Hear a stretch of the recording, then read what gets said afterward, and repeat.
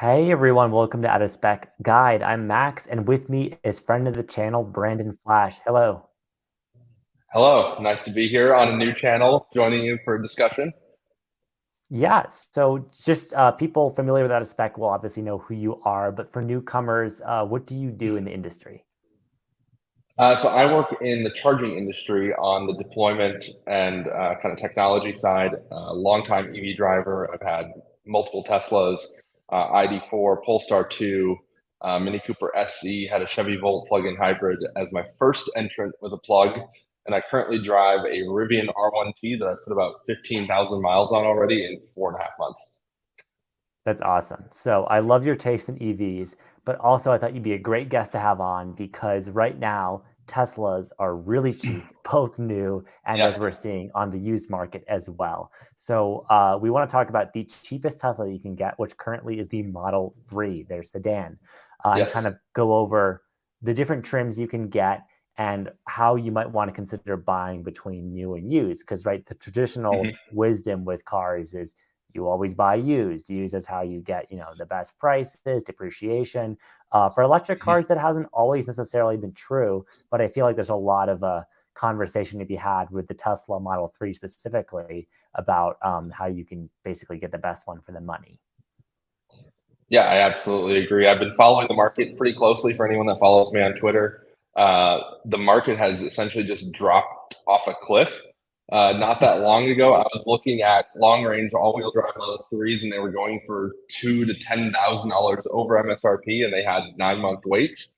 And now you can get a essentially brand new one for under MSRP, or you can get an actually brand new one at a significantly lower price and get a $7,500 tax credit, assuming you meet the requirements, uh, at really a hell of a deal compared to even 6 months ago or even a month ago. Yeah, it's awesome. And we'll just start with new Model 3 pricing because it's the Mhm. simplest.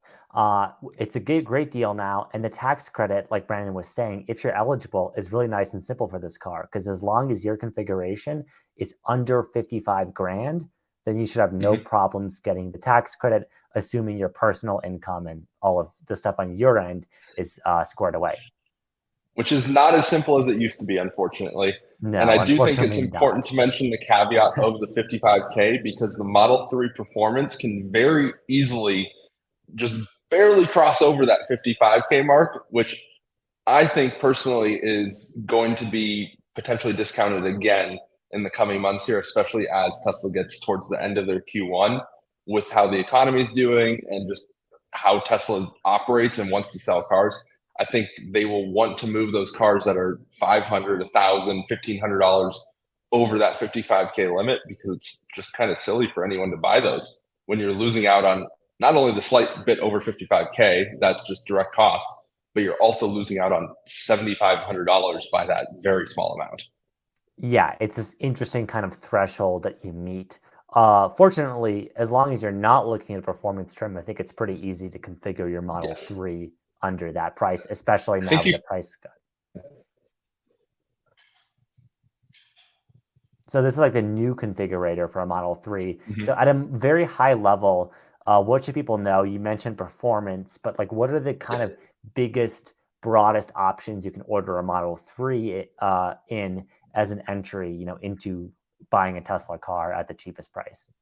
Yeah, so the basic or the cheapest Tesla you can buy is the Model 3 rear wheel drive.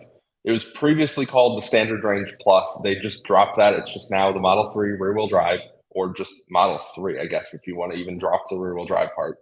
Um, and basically, that is a heck of a deal. It has an LFP battery, so lithium iron phosphate. And what that means is that you can actually charge this vehicle to 100% every day. Tesla actually recommends, at least last I checked the manual, at least once a week charging to 100%, which means that rather than the typical 90% recommendation that Tesla makes, you can actually use the entire battery capacity here. And being that it's rear wheel drive, um, not as fast. I mean, the speed doesn't really play in as much. These cars are crazy efficient. I've seen posts for under 200 watt hour per mile. That's about 5 miles per kilowatt hour at interstate speeds. Obviously, conditions will impact that, but to even have that as a real world efficiency anecdote is just crazy, especially as a Rivian driver that routinely sees under 2 miles per kilowatt hour. Yeah. So for people who don't speak EV, basically Tesla's, let's just say, first mover advantage of this market is very evident. Their vehicles Mhm. just tend to be efficient to begin with. But if you get Yeah. your Model 3 rear wheel drive with the specific battery chemistry they're offering, you're getting a very efficient long range vehicle, Mhm. even with Tesla's optimistic range estimates. Yeah, I mean, I would say 272 miles is probably a bit optimistic, just knowing how Tesla kind of, I don't want to say games the EPA system, but definitely plays it to their advantage a bit more than others might. So I would say with the 272 miles rated range, you can probably expect in the low 200s in the real world if you're doing real world interstate speeds. I haven't personally tested that, but just based on Tesla's performance compared to EPA range, that's probably around where it stands. 5.8 seconds is more than adequate 0 to 60 time. For most people, that's going to probably be the fastest car they've ever driven. Yeah. The only word of caution is that if you live in a winter state where you get snow, ice, things like that, it is rear wheel drive, which, as long as you have proper tires, I don't think is a deal breaker, but definitely plan for some winter or at least all weather tires, which are not the same as all season tires that come on the vehicle. Yes, we live in Colorado, or sorry, I live in Colorado, but even in North Carolina, I imagine, you might get some snow and ice. The more Mhm. winter your conditions, the more you'll want dedicated tires just on any vehicle, but Of particularly an course. electric vehicle with high amounts of torque and only one axle powered by an electric motor. And then jumping into the other models. So Tesla has their dual motor all wheel drive configurations. They have their long range all wheel drive. That's kind of their efficiency, faster, longer range spec that they're actually not taking orders for, which is still kind of interesting.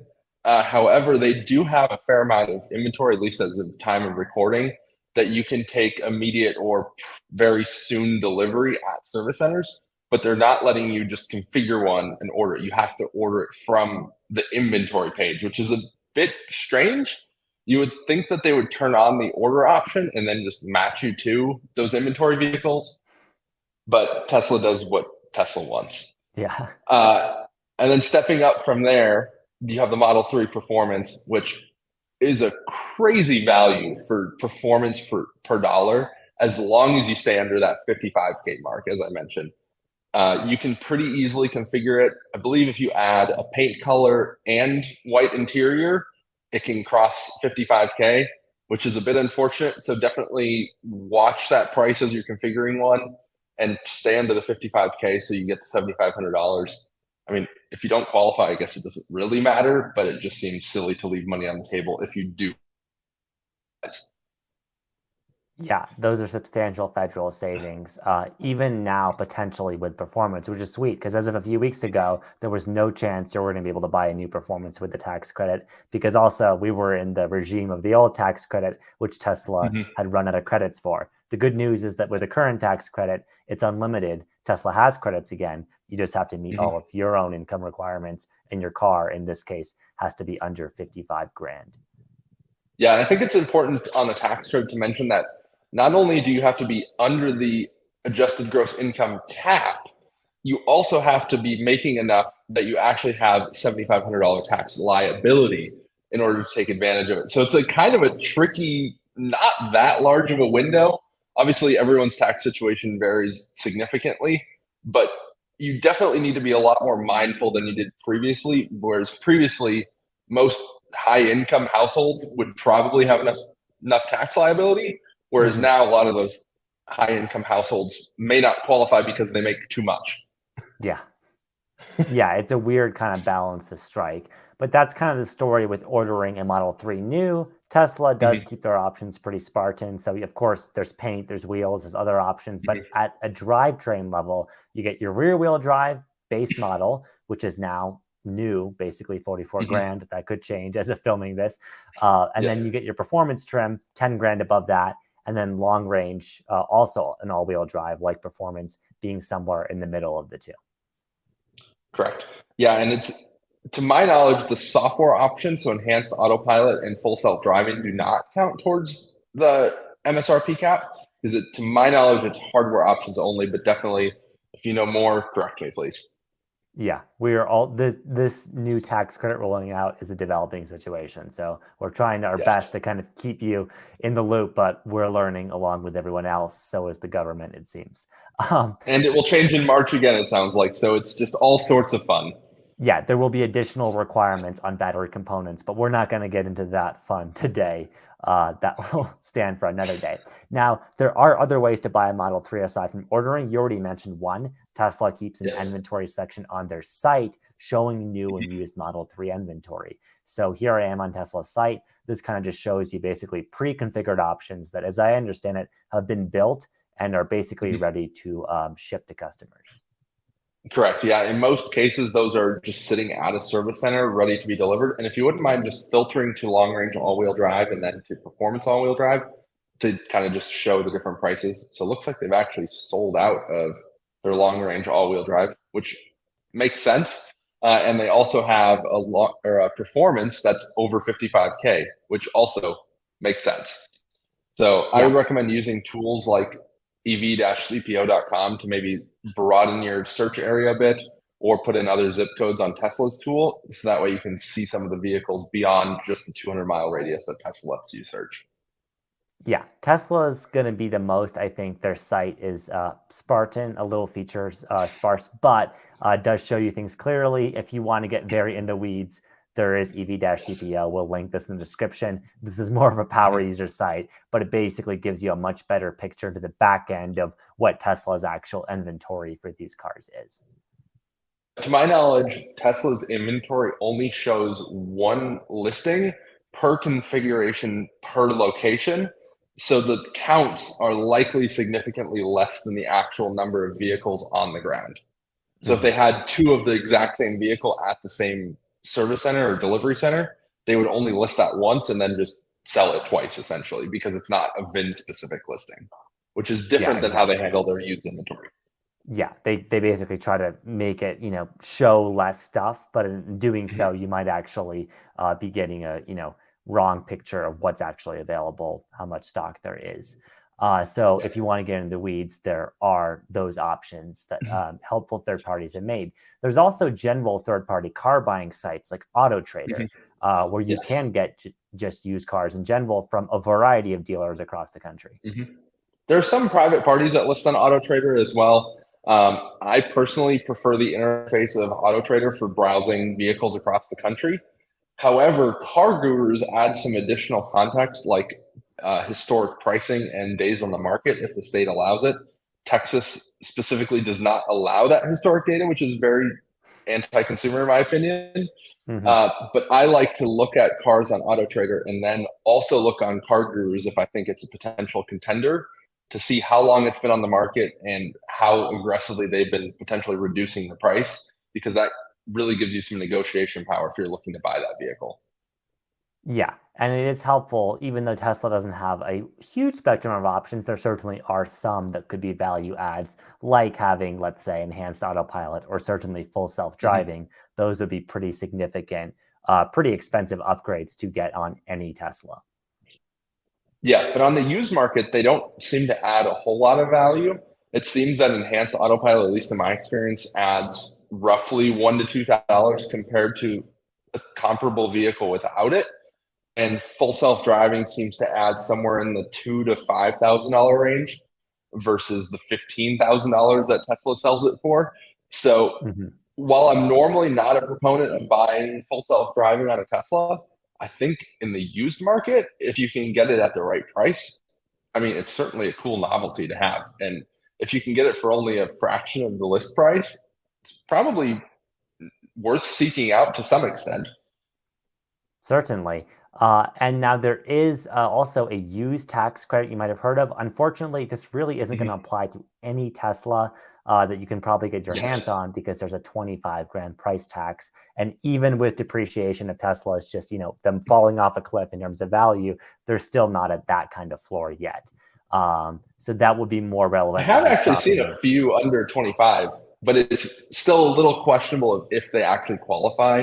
because it has Yeah. to sell from certain dealerships, is my understanding. And then there's Hmm. also an even lower income cap. So it's the amount of people that will actually qualify for the used EV tax credit is extremely low, I would say. Yeah. Yeah, it's a very specific thing, and with Teslas in particular and their historic value, it's tricky. But the nice news about with Tesla dropping the prices officially is that even if the used market hasn't caught up, you should know for your configuration of Model 3, let's say you want to order the long range or the performance or the rear wheel drive, know Mhm. what it costs on Tesla's site as a ceiling so that you Mhm. can use that as a weapon for when you're navigating dealers or private parties, because you shouldn't be spending more money for a used car. Yeah, you definitely shouldn't be spending more on a used than new, but there should also be a fairly decent discount, in my opinion. The Yes. market has shifted significantly. So it's not just Yeah. a matter of even buying a used one for the same price as new. We're significantly past that point that you should Yeah. be getting a fairly large discount on that used vehicle, or it's just not worth buying used. No. On Auto Trader, we're seeing ones like I'm listing here, in the high 20s, kind of 30 grand zone. Pretty great prices for Model 3. And if you're seeing them far above that for, base spec rear wheel drive Model 3s, you need to negotiate or look at other listings because, yeah, the market has changed. And if listings haven't Mhm. caught up, that's those sellers' that's their issue, not yours. Yeah, and a line I commonly hear from private party sellers is, well, I owe this amount, but that doesn't follow the value It's not my necessarily. problem.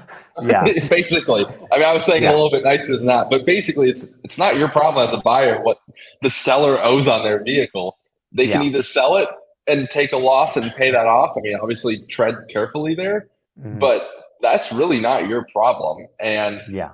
especially looking at used vehicles, I would always recommend searching the entire country. I've personally bought multiple vehicles out of state.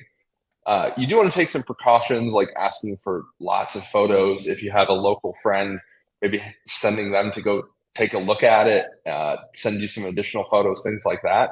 But you can definitely get some better deals depending on where you are in the country by looking outside of your local area. Obviously, if you're in California and you're looking for a used Tesla, you probably don't have to go very far. But if you're in, I don't know, Minnesota or like Oklahoma, you might want to be looking outside your local area to be able to be getting the best deal. And kind of one of the secret deals of sorts is the long range rear wheel drive that they sold from 2017 to 2019. They didn't sell it the entire time during that period, but those vehicles are crazy efficient and just a great value. They still charge at 250 kilowatts, which is crazy. And a lot of those you can find with enhanced autopilot or full self driving at those significantly lower cost ads, essentially. Yeah. Aside from that, are there any other kind of model year quirks or specific things in the used market that buyers should be aware of with Model 3 in terms of what they're looking for? Yeah, I mean, I would say if you're someone that would appreciate the performance of a Model 3 performance, there are definitely some deals to be had on them. Uh, Whereas previously you could only get a Model 3 performance for mid 40s and higher. Now you can pretty easily get them in the low to mid 30s, which I already said that a new Model 3 performance is a crazy value. So to get a used Model 3 performance at ten to $20,000 less than that and have a pretty similar vehicle, you are compromising a little bit on range because with the refresh that added the blacked out trim, the new console and things, Tesla did increase the battery capacity. So those older ones do have a little bit less range. And if you want to know what a high mileage Tesla's like, definitely check out the out of spec motoring videos that Kyle has made and the out of spec reviews video, kind of diving into the ownership of a higher mileage, older Model 3 performance. But just with how common superchargers are and how fast these cars charge in kind of the bottom half of the battery pack, that wouldn't really stray me away from having a car that realistically probably has a usable range of around 200 miles, even though they were originally rated for 300 ish, depending Yeah. on when it was originally sold. Some of them a little under, some of them a little bit higher. But Model 3s are really reliable from what I see. They do have some common failures, like the front upper control arms. I've been seeing a lot of PTC heaters, so the resistive heaters on the pre-refresh cars seem to fail fairly commonly.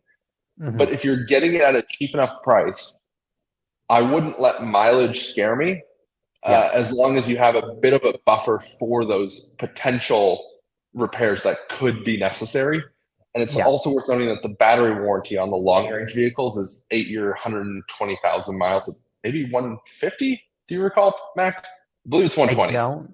I think, yeah, it's at least that. And in terms of the actual battery degradation, these are all, I mean, Tesla's BMSs, their battery thermal management has always been pretty good.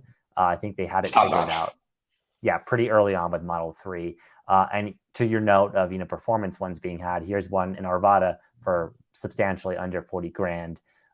Performance model from 2018. So pre refresh, but still pretty nice. And just to With reiterate one only more time, 58,000 miles, which is yeah, actually pretty low miles, like not crazy. yeah, and we should, yeah, like electric cars, even though they're not, they're not wireless, but they definitely Mhm. higher mileage ones, 58,000 on some, gas cars. Let's just say performance ICE vehicle. For certain luxury makes, that might be maybe getting It's up there, but definitely not a BMW M3 that you're looking at rod bearings and coil yeah, packs and spark plugs let, and every oil seal possible, and you're looking at a $20,000 quote the first time you bring it into the dealer for an oil change. These Model 3s, yeah, I to mean, put it that like I way, said, they might have some small things, but in the grand scheme of things, they are reliable as heck. yeah, And I Tesla also want to touch on the powertrain, degradation super good. again, that the degradation typically plateaus. So you'll typically see around 3 to 5% degradation around the 30-ish thousand mile mark. Obviously, it depends a little bit on how you use it. And then that will usually plateau to around 10% around the 100,000 mile mark. You might have some Mhm. that are outliers, but typically you're not going to see it degrade much beyond 100,000. You might see it go from 10%, let's say, at 100,000 to maybe 15% at 200,000, which really is not that significant. So it's not like it's going to continue to degrade really quickly. In fact, it's the exact opposite. They're kind of just settling in. Yeah, so you're And I say that still as someone getting that's personally owned two 200,000 mile Teslas. Yeah, you're still getting an appreciable absolute range because you have a great battery pack to start with. One more time, just in case people missed it. So when was that refresh year? I know with Tesla, sometimes it's hard to figure out, but what's the easiest way to tell if you're getting the refresh Model 3 or that first generation, so to speak, one? Yeah, so the easiest way that even Tesla uses that as essentially their metric of knowing is whether it has black or chrome trim on the outside. One word of caution I'd add with that is that a lot of owners have done chrome deletes. So they put like black or whatever color vinyl on top of that chrome trim. So you can also tell whether it has a new center console, which doesn't have a door under the screen. But again, I'll also add another word of caution that for a little while, a lot of people were swapping those consoles. So they were putting in the new console into their older cars. So those are not definitive things, but if it's an unmodified car, it's a good way to tell. But generally, to my knowledge, it was roughly mid 2021 that that refresh happened, and anything beyond that should have those new features. Another thing that those vehicles have is they have a heat pump, so they're going to be Yeah, more efficient in cold weather, as well as if you're getting a long range vehicle, they'll have the 82 kilowatt hour battery versus the 74 kilowatt hour battery. And right. unfortunately, the switch to LFP is not directly correlated with the facelift. And there are actually some LFP cars before the. So that gets a little bit messy, but you can tell if a vehicle has the LFP battery if you go to the additional vehicle information screen in the software settings screen, or if you want to ask a dealer with by being a little bit more coy, you can have them take a picture of the battery charging screen, and if it says daily and trip, then it has an NMC battery. So that's the traditional battery chemistry. But if it just lists 50 to 100% without the daily or trip labels, then it has an LFP battery. Yeah. So you can get super in the weeds there. This is one of the things that personally frustrates me a lot. Even as an EV It's nerd, very it's hard. hard to follow Tesla's model because most, normal automakers will make changes on yearly intervals, refreshes of a car. Tesla just does it when they feel like it, and it's our onus as, users and buyers to actually figure out what corresponds with what kind of change. When was your car produced, with what setting, with what upgrade. It's, to be honest, it's a lot, and you can go down several internet rabbit holes for that. But long story short, you're looking at a 2022 Model 3 or a new one. You're safe, right? You obviously have a refresh. 21 would be a little more ambiguous, so you have to look for those hints. And I think it's also worth talking about autopilot and full self-driving and enhanced autopilot and how to tell those versions as well. Oh, God. That's a whole different rabbit hole. But just to kind of give some clues here, if Max and I are struggling a little bit with this as kind of total EV nerds, the general buying public is going to have trouble with this, and it may be worth spending potentially a few $1,000s more to buy one from Tesla's used inventory and knowing exactly what you're getting in most cases, because they'll at least list those software versions and things. But as far as which autopilot version it has, you can tell by going to the software settings screen. So have the dealer tap on the lower left car icon and then go to software, and it will list autopilot, enhanced autopilot, or full self-driving. And if it says included package underneath that rather than renews on X date, most likely it has that. However, there's another caveat here of if the vehicle was purchased at auction from Tesla and it has higher than base autopilot or just as autopilot, there is a chance it could lose that. So you definitely want to look at the Carfax, ask the dealer how they came about the vehicle, essentially. If it came from a trade-in, a private party, whatever the case may be like that, it should stay. However, if it came from auction, I would definitely use some caution and price it as if it had base autopilot. Or try and get it in writing that the dealer will pay for the $6,000 or the $15,000, which probably won't happen, but worth trying, or at least gives you some negotiation power to price it down to the base autopilot price. And then anything that sticks beyond that is kind of just a bonus at that point. Yeah. So tricky waters with any kind of enhanced autopilot, let alone. Anything beyond base autopilot is tricky. I also want to mention that it will list the computer version. So there was hardware 2.5, or I believe it's computer 2.5 that it lists it as. That was on the early Model 3s prior to 2019, if I remember correctly. However, you can get it upgraded to the full self-driving computer for $1,000. Or if you purchase the $15,000 full self-driving package, then you get it for free. But not if you subscribe to full self-driving. If you subscribe, you have to pay the $1,000. And also with enhanced autopilot, if you have that as your base software of sorts that's included and paid for, you can subscribe for $99 rather than the $199 it is to go from base autopilot to full self-driving.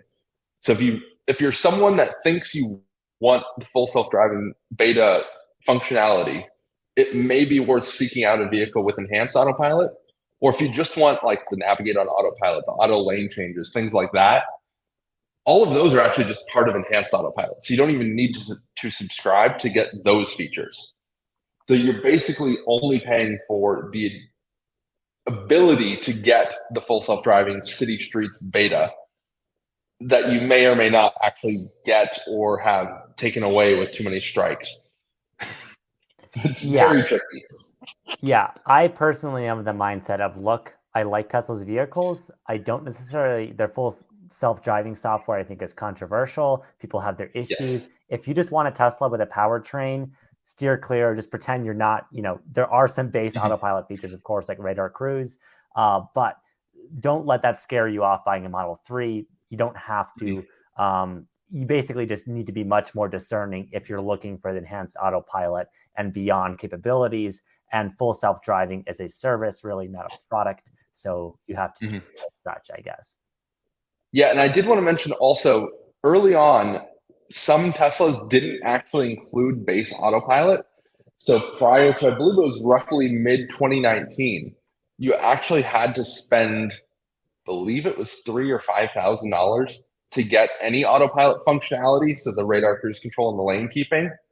Uh, and you can actually have what they call autopilot safety features, and that is below base autopilot. So Oh that's my only gosh. giving you like automatic emergency braking, lane departure warning, but you do not have adaptive cruise control in that vehicle. You don't have any Mhm. lane keeping in that vehicle. And to my knowledge, it's $3,000 to go from that to base autopilot. And then if you Wow. want to go from that to full self driving, it's another. So that's in some cases almost the entire purchase price of that potentially like bottom end Model 3. So definitely use some caution and some judgment on whether that makes sense, or it makes Yeah. sense to just spend a few $1,000s more and get one that has full self driving included, if that's something that you desire. Yes, there's just a lot of flux, but basically, yeah, you can be safe with newer than 2019 in terms of at least the base autopilot functionality. And the good news is with Mhm. current depreciation, it does seem pretty easy to find a lot of those 2019 Model 3s and newer, even Mhm. ones with, very low mileage, not much above that 30,000 mile mark where you start to see that kind of initial degradation. So don't let any Yeah. of all the nitty gritty details we've gotten into scare you off buying a Model 3. It is a great deal still. There's Yes. plenty of inventory. There's only ever going to be really more of these made. I mean, Tesla is just pumping them out. There's already so many Yeah. out there. So I don't think we have to fear too much prices creeping way back up, right? No, I don't think so. I think if anything, they're just going to continue to go down. I don't think we're that long off from seeing them in the low 20s pretty consistently, potentially even in the teens.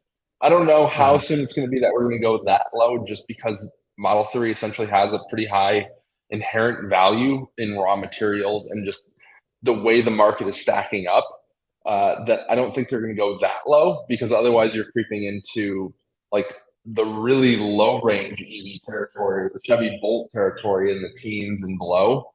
Yeah. And a Model 3 is just a heck of a lot more vehicle, that it should be inherently more valuable than those vehicles, in my opinion. Yeah, there does seem to be a floor, and we're approaching it much more rapidly than we expected. But I think it's a delightful surprise. Whether or not it's good news for Tesla, analysts can decide that. But as customers on the used and new market alike, I think we all have a lot to celebrate with what's been going on this year. Yeah, I mean, I'm not a Tesla fanboy by any means, but I think it's extremely hard to argue the value of a used Model 3 in the high 20s, low 30s, especially the longer range, the performance in the low 30s. I mean, I love my Rivian, but man, am I tempted. Uh, might need to find a way to get it as a second vehicle rather than Yeah, replacing the Rivian, but these prices are just too good to say no to realistically. I mean, you yeah, put the stock antics and all that aside, the vehicles are just they're pretty great, and yeah, they're not great at the 60 plus thousand dollar price tag, in my opinion. The quality is a little questionable at that price, but in the 20s, 30s, you can look past a lot of minor quality concerns and just enjoy and drive the vehicle. And I yeah. always like to say, drive more, worry less. Yeah, like you said, even the worst spec Model 3 ever made, so much of a more put together vehicle than a Nissan Leaf, a Chevy Bolt. I mean, it's just more car. It's more performance. It's a full size sedan. Mhm. The base I mean, Tesla and power. I think the difference is that you can take any Tesla realistically and you can drive it anywhere in the country. The same Mhm. cannot be said for a Leaf or a Bolt. I Yeah, mean, sure, you probably could, but would you want to is a totally different question. Whereas a Tesla, you can hop in and you can drive from California to New York and not even think about it. And you yes, can't do that in a Bolt or a Leaf, not even close. no. All Teslas are eligible for supercharging on Tesla's network, which we'll get into in future episodes, but huge advantage for them. Well, But all Model 3s, not all, all Model S's. We yeah, can get into that in a different episode, but early all Model model years, 3s Model with 3 was clean 2017 and titles. newer. Yeah. Yeah, with clean titles. Salvage title, I would stay away from because those get questionable. Yeah, like with any car, if it's a rebuilt title with any used car, you should kind of be a little Yeah. more suspicious there. Don't, the prices are good right now, but don't get too caught up in the bargain basement, let's just say. Yeah. But But I think thanks so that much for probably covers all the main Model 3 topics. Yeah, I think we kind of covered a lot of both the basics and the in-depth of kind of just how you might want to spec out your Model 3. Hopefully this arms you with all the information you need. Comment if you have questions. And then if you have further stuff that you want us to get into in future episodes, then that's certainly an option too. There's so much more to discuss with the Tesla price cuts, but Model 3, I think, is a great kind of gateway drug into the Tesla ecosystem. And yeah, it's super compelling right now. Yes. And certainly, if you have any questions about this specific one, comment down below. Tweet us. Both of our Twitters are down in our name area there. And hopefully you can end up with a good value on a used Model 3. Absolutely. Thanks so much for coming on, Branden. Thank you for having me.